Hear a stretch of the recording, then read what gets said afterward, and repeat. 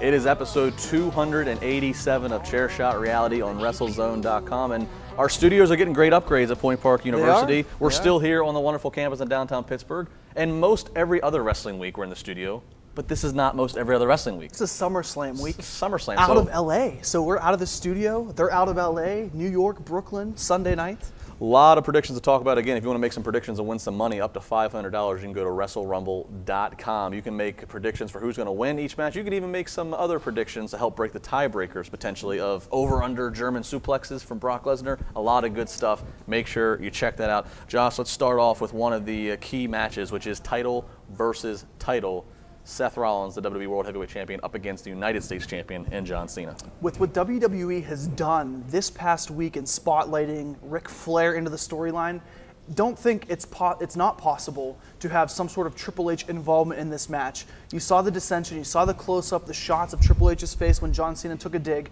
I think you can't overlook the fact that WWE wants to make John Cena the loser of this match, but doesn't want John Cena to be pinned cleanly at SummerSlam in Brooklyn. I think Seth Rollins wins this, and I think Seth Rollins becomes a United States champion, not for long, but I think this is what they have to do. They have to keep Rollins as champion, especially since this is not going to end the night. See, well, you're right, it's not going to end the night, but everything else you said, I completely disagree. I think Seth Rollins walking out with both titles is the only thing that definitely won't happen. I think you either got to look at John Cena winning both titles, but if he does clean outright win both titles, I still stand by next night, still in Brooklyn. It might be an opportune time for Sheamus. You have the John Cena celebration. He's now 16-time champion, and somehow there's an opportune of a beatdown or some opportunity for Sheamus to cash in. That to me seems kind of logical. Or to no draw, or to some inconclusive finish because it's not finishing the night. And that could also be a reasoning there. You can keep the titles on both guys, but doesn't that really devalue what they've been building up as title for title, winner take all? It does, so it would have to be a damn good reason of why they end no contest. Something would have to come into play. I don't know, but that's why I think to say if there has to be a conclusive finish. I don't see Seth Rollins having both those titles. I do though, because I think of it like this: Chris Jericho needed to be that undisputed champion, and 7 years later you still heard about it, right? No, you're right. That would be a great plug. Becoming the first ever U.S. and the WWE World Champion together. He can brag about that years down the road when he's not champion anymore. It's people saying you're ridiculous. I'm the only guy holding both titles ever. That's something that Seth Rollins can put on his resume, and you say he wanted a bust built out of him in the WWE headquarters. Well, him being the U.S. champion and world champion at the same time, that's something that can hold his career for 5 or 10 years, even if we don't think it's a big deal, but it's a big deal in the eyes of many people. 1 down, 9 to go. Let's talk about one match there's 10 matches on the card, and something might get bumped, and I unfortunately fear that maybe because he's getting featured the night before in NXT that it could end up being Kevin Owens versus Cesaro if something's going to get bumped to the pre-show. Well, I said this this past week on WrestleZone Daily with Nick Houseman. I said either Kevin Owens wins on Saturday and loses on Sunday, or loses on Saturday and wins on Sunday. I'm not sure which way. You saw, spoilers. Spoiler alert if you haven't seen it. Kevin Owens walking around NXT tapings with the title. That doesn't necessarily mean he's going to be NXT champion, because with how the ladder match is built, there could be some sort of screw finish, or there could be a way where Finn Balor wins and KO just completely annihilates him. Steals the title. Steals the title, and you write off Finn Balor for a couple of weeks. Maybe he wants the title back. So I'm not saying that's the end-all be-all, but I don't see Kevin Owens going 2 for 2 or 0 for 2. I see him winning on Sunday, losing against Finn Balor and beating Cesaro. Unfortunately, the Cesaro section is going to be loud and proud, but everybody still loves a little bit of KO. I differ again with you. First off, my NXT prediction, I don't see... What are you drinking, LeBar? I don't see... I haven't gone yet. It's over there. Yet. I don't see Kevin Owens winning at NXT, and I unfortunately don't see him winning at SummerSlam. I think Cesaro will get the win. That Cesaro section... that match is going to be just a fever pitch for both guys, Cesaro and Kevin Owens. But I do actually see KO going 0 for 2. I want Cesaro to win. I think Cesaro needs this win more than anybody else, because this is the first time in history that of Cesaro's career that he's had such a big, consistent, steady build to being one of the top guys. Even as the Paul Heyman guy that fell a little flat, U.S. champion back in the day. U.S. champion back in the day with Oksana. I mean, this is the right time. That actually had more momentum. The Oksana? The Oksana had more momentum than I think the. But being one of the 40 Heyman guys in like 2 weeks. Yeah, right. Cesaro should win. He's just not going to. Well, what about the Divas Revolution? The Divas Revolution, 9 divas. Mm-hmm. That's a lot of divas. That's a lot of divas. That's a lot of divas. Rank them 9 There's to 1. only one of you. I mean, there's plenty of me to go around. I can well, be you cut and up in Brian ninths. Flory. I can be cut up in ninths. We have Juice in New York City as well. We have intern Juice at I've heard he lets the juice if you loose. If you want to meet, I've heard he lets the juice loose. If you want to meet intern Juice at Juicy Steen, you can check him out with me This Sunday. sounds so sexual. Sunday afternoon, 205th. Just a few minutes walk from Barclays Center. They got 41 draft beers, $3 cans. So we'll talk about the Divas there. But you can find me at any strip club on Saturday night after NXT, by the way. But I think this Divas Revolution has to be all about Team PCB. I think Paige, Charlotte, and Becky Lynch win this match. I don't see the Team Bellas winning. Obviously, I don't think they're going to win at all because the title's not in the line. They have nothing to gain from this because they've already done so much on the main roster. Brie and Nikki and Alicia, to an extent, has done her fair share. I can make a case for Team Bad, especially since Sasha Banks Saturday night potentially could drop the title to Bayley. I think that they know Charlotte and Becky Lynch are the two young best divas because they don't need to build Sasha Banks. First off, I gotta feel like WWE doesn't care so much about Becky Lynch, just in a way. I know there's a lot of divas. You don't think so? I know there's a lot of divas are trying to get focused on, but obviously Becky gets the natural crowd reaction like that. She's like the. But when you have Paige and Charlotte, that's a tough crowd to. That is, but I picture Becky as like the Daniel Bryan. Over time, fans are going to get behind her because how good she can be in the ring. Sasha is by far the best character because obviously the boss character is fantastic. She owns it. But she doesn't need the win right now. She doesn't need the win because I think that there's going to be bigger and better things for her down in the future. Well, I'm going to differ with you again here. I agree on the one. I agree on the one point that I don't see. Usually you're smart. I don't see the Bellas walking out again because the title's not on the line. But I think the Bellas are who they are, and they can afford a loss here. They're the establishment, so to speak. Yeah. Becky Lynch and Charlotte and Paige, they've gotten so much fanfare. I feel like Bad's kind of like the dark horse, mainly because Sasha's the new flavor there. No pun intended. Tamina and Naomi have kind of like they're kind of falling under the radar. So I think this would be a great time in front of a crowd that is the exact crowd that asked for the Diva Revolution, basically, to be crazy. They disagree. Oh, they disagree. Everybody on Twitter right now is saying, live tweeting us, saying right now. Yeah, LeBar, you're crazy. Yeah. So, yeah. Team Bad.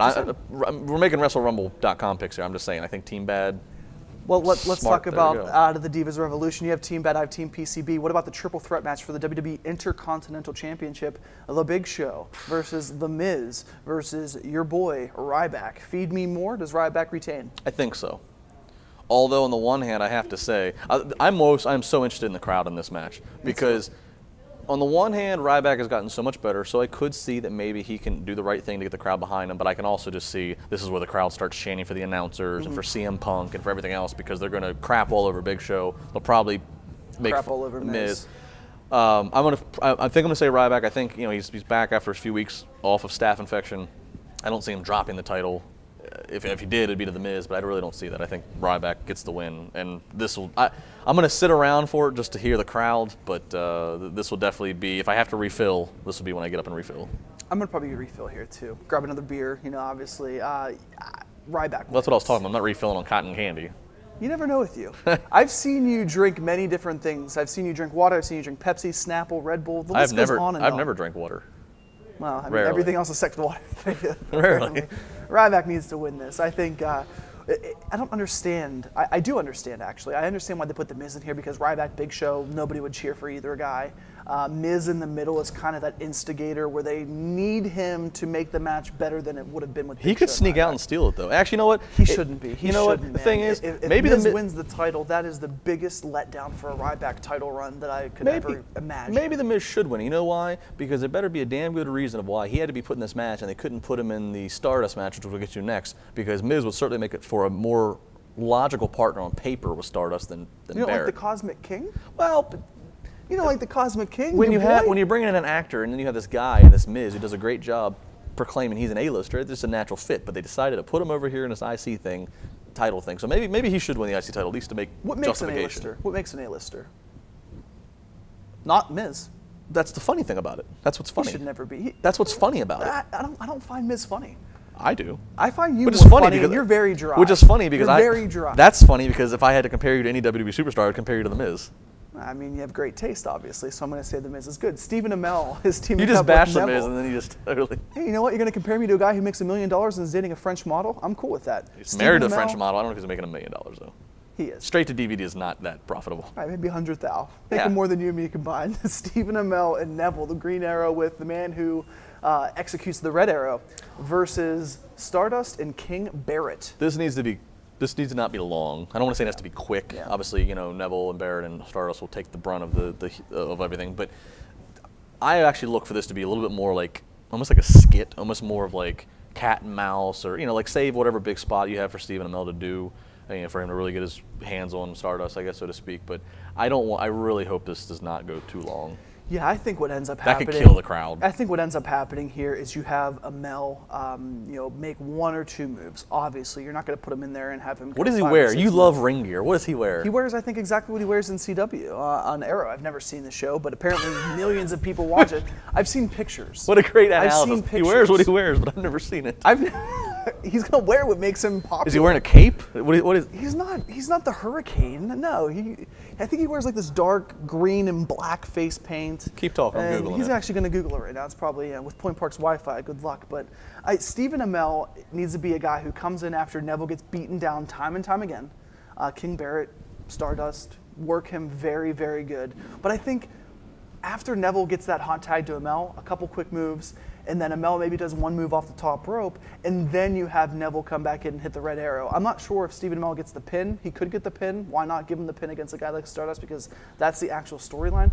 But you have a guy like Neville who's so talented, who can carry a match. I was looking forward to seeing what what Neville and Stardust could do together, and then you throw Barrett and Amell in there. I understand. It's got like a dark Robin Hood look. I like it. Yeah, it's like it's different, right? Archery. What is that? Archery. Throwing bows? Yes. A little cape Arrow. over there. Hood. Yeah. Arrow. So there you go. Archery. The question was answered, right? I like it. So I think obviously everybody knows that Amell and Neville will go over in this match. From one tag team match to the Fatal 4-Way Tag Team Championships. Your boys, Titus, DY, Primetime Players versus Los Matadores. Nice. Lucha Dragons and the New Day Rocks. I don't see PTP dropping the titles, but obviously the thing that a lot of our fans are probably wondering is, where's Enzo and Big Cass over in NXT? Now, obviously, NXT is going to have, as Triple H made clear on the conference call earlier this week, they are going to have the card of the special, and they're also going to have some matches for the following week's TV. So it's not to say that Enzo and Big Cass aren't on the matches for next week's TV, but this would, if they are ready to let them start doing double duty, as we've seen Sasha and Kevin Owens and them do. Well, think of the pop, too. Brooklyn is just, there's no better spot.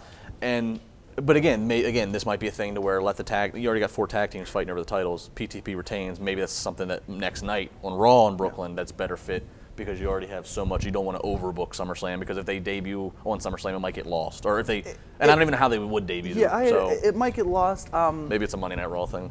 It could be a Monday Night Raw thing. I think that'd be a good idea. But I do think that if you want to get the biggest pop possible for these guys who have established themselves as these Jersey Shore type gimmicks, obviously from Brooklyn, you have to do it at SummerSlam. I know it's 4 hours. In the weekend.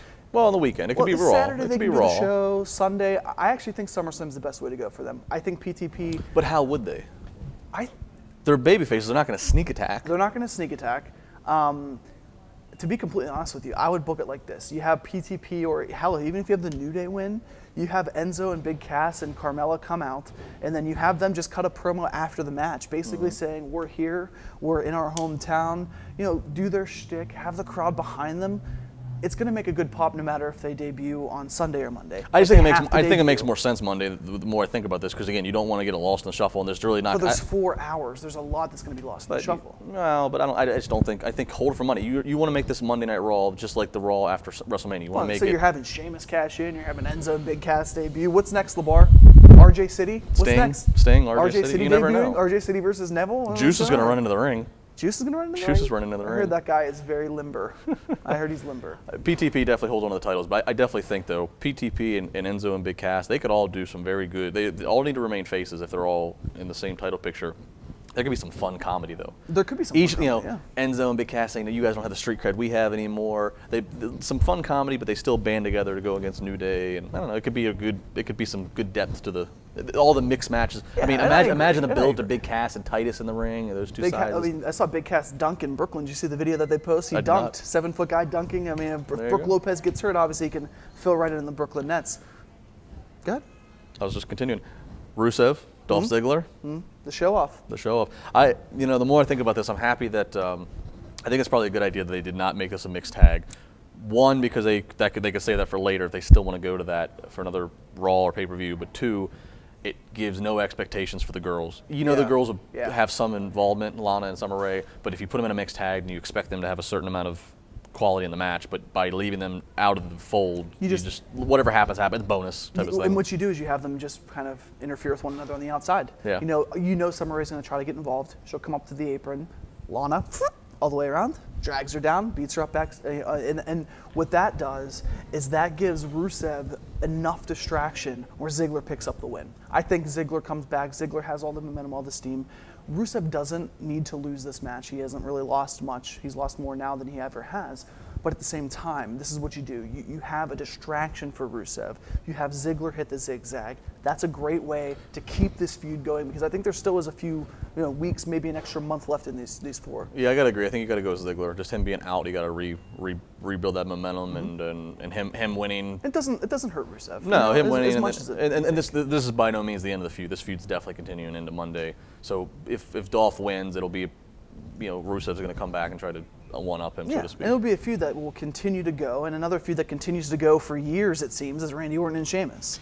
I don't know what to say about this match. I'm definitely getting up in this match. But why? They're going to put on a good match. And that's the thing. And I hate saying that because if you were to create a wrestler, or if you were to write on paper what the perfect pro wrestler sports entertainer is, you're going to come out with basically Sheamus and Randy Orton with their size. One is the skill, the look, the skill. I mean, they have such great ingredients, but I have absolutely no reason to care about this match. I don't even remember what they're feuding over. I don't remember what started the feud. I don't remember what started the conflict. Sheamus took out Randy Orton, and Orton got hurt, basically. And that seems like it's happened every 3-6 months. And I feel bad because I feel like I know you support Orton. I feel like I find myself defending Orton and Sheamus more often than not to people who are ragging on them on social media because they are not doing a faster pace or whatever. So I feel bad saying that I'm going to get up, but I have no interest in this. I do not care who wins. I don't care who wins either. But at the same time, I'm not going to go get another beer because I know that I'm going to be able to watch a good match.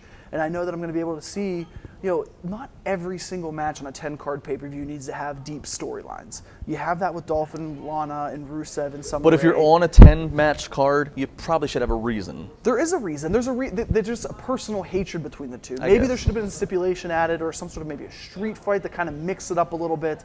But I'm not going to go get a beer. I'm not going to go get pretzels because they're making me thirsty. I'm going to sit there. I'm going to watch it. I'm going to enjoy it because I know that these two guys can actually put on a good match. We've done as much analysis on the show as we are with what our routine is going to be at the show. I mean, I think everybody knows what's going to happen with me. I'm going to try to pinpoint a couple of Charlotte-looking women out in the crowd. I'm going to drink 2 beers. I'm going to go to the bathroom, drink 2 more. I'm predictable. If one thing, I'm predictable. Again, speaking of predictions, segue, WrestleRumble.com. You can win up to $500. You can win. There's a ton of other prizes you can check out on WrestleRumble.com. I believe you can even get a copy of that new Virgil DVD that's out. There's tons of stuff. Go to WrestleRumble.com. And again, there's all these match predictions which we're giving you. There's other bets to help break the tiebreakers potentially. So we have Sheamus Orton. Who I say Sheamus wins. I say Sheamus wins as well. Okay. I think, even though Orton most likely will, because Sheamus loses, he still has the briefcase. Orton loses, he doesn't have much. But I'm going to go Sheamus. I'm going to write down Sheamus. So everybody, go on Wrestle Rumble against me and pick Sheamus too. So what do we have left? What do you think? What is how many was that? We've breezed through 9 of them, sir. Is that 9 of them? We already got all of them. Through 9 of them. Yeah. We got all of them. What did I miss? Ah, yes, of course. Well, we missed one. We missed the tag team match. That's why Juice is on set. Bray Wyatt, Luke Harper up against Roman Reigns. We don't have our notes in front of us. We're not in the studio. We're doing this as natural as it can be. I know, and all the freshmen at Point Park University are moving in, and rush hour. If they're 18 years old, I'm interested. But anyway, Bray Wyatt and Luke Harper. I mean, I'm not going to be Jared from Subway here. Versus the Wyatt family, Bray Wyatt versus the former Shield partners. Justin? As the parents walk around here. Yeah, they have no idea. She thought it was funny. I think the Wyatt family, for sure, they need to get this win. They should win. I think this has got. I hope this is the start of a Dean Ambrose turn. Again, it doesn't necessarily have to happen at SummerSlam. Whether it's miscommunication, whether it's whatever starts to plant the seed. I really hope this is the start of Dean Ambrose turning. He is. I wrote about this in the Trib last week. Dean Ambrose has done everything he can do with this goofy babyface character. He's tried to make the closest thing to lemonade as he could without having lemons. It is time for him to break away and go do what he can do best, which is be that menacing heel that I raved about for a year before he even debuted on the main roster. And I would be completely okay with him starting his heel turn.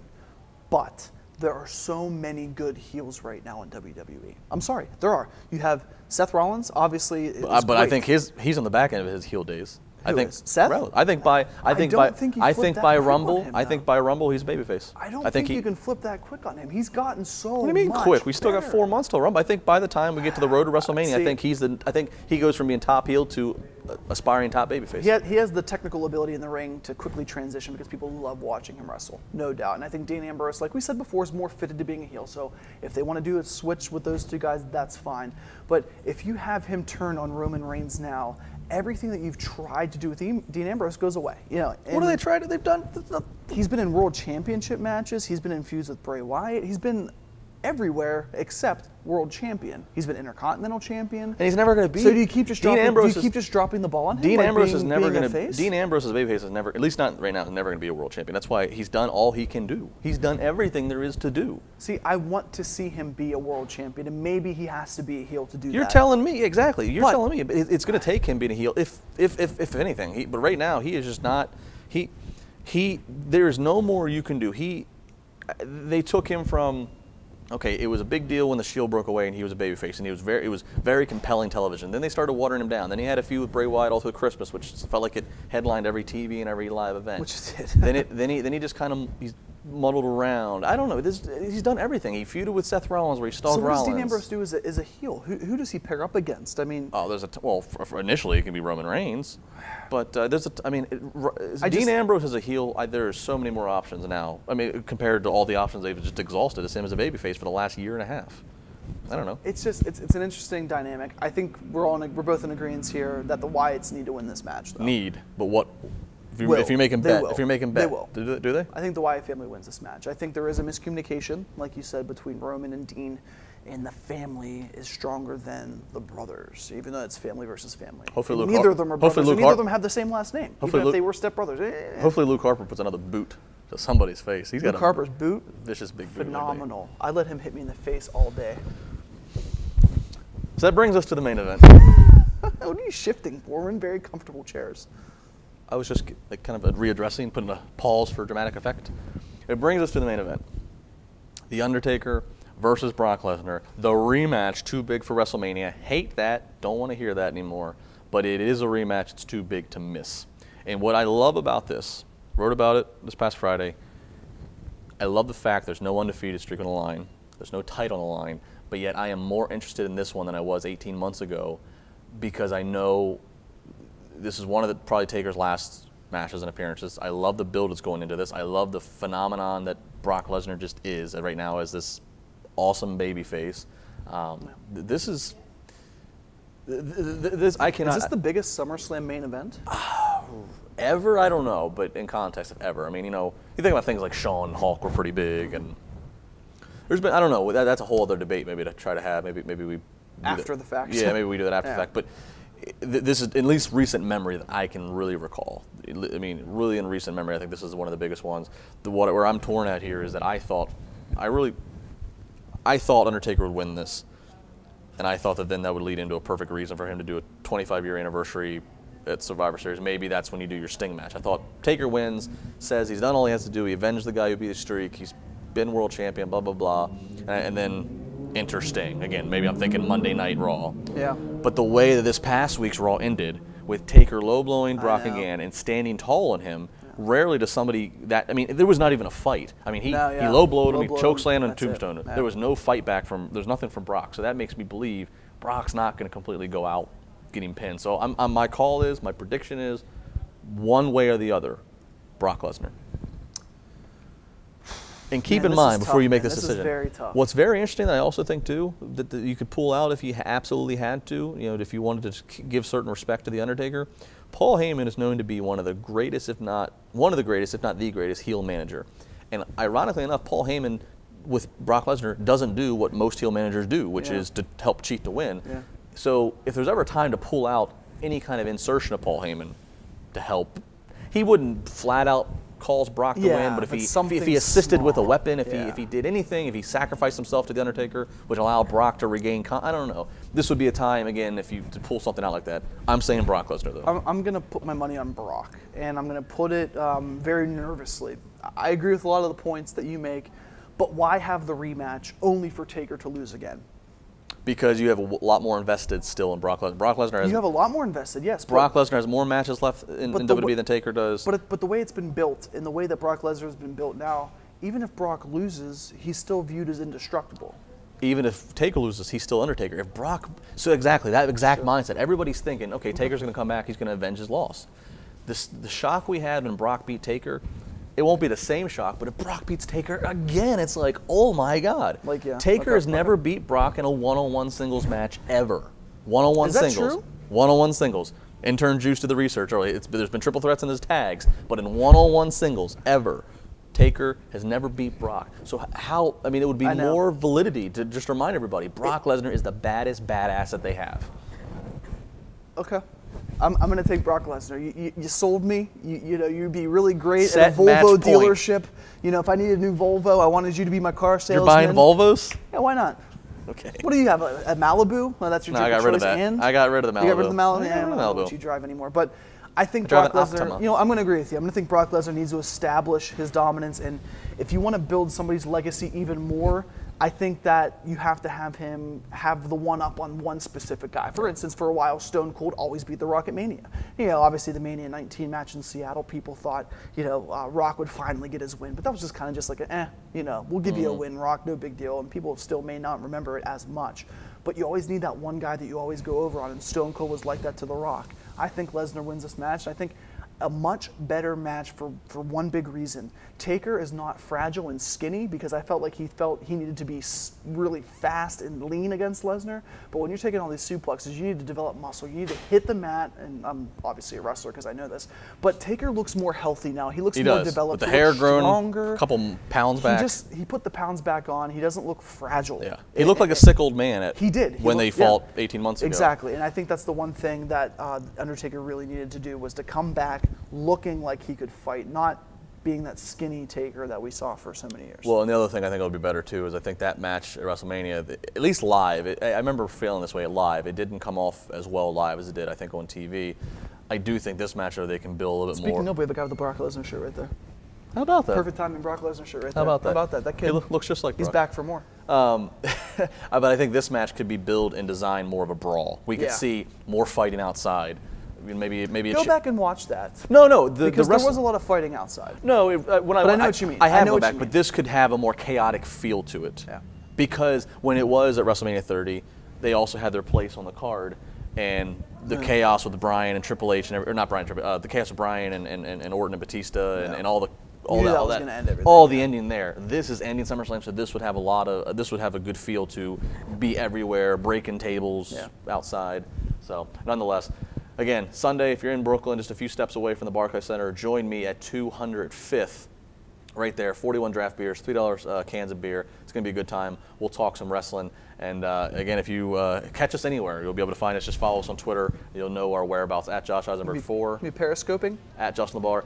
We will be periscoping at the 205th party. Okay, I'll be periscoping Saturday at the NXT show. But it's all on the WrestleZone account, right? I believe so. Yeah, are they paying for us? That's on their account, you said? That's a good question. Paglino?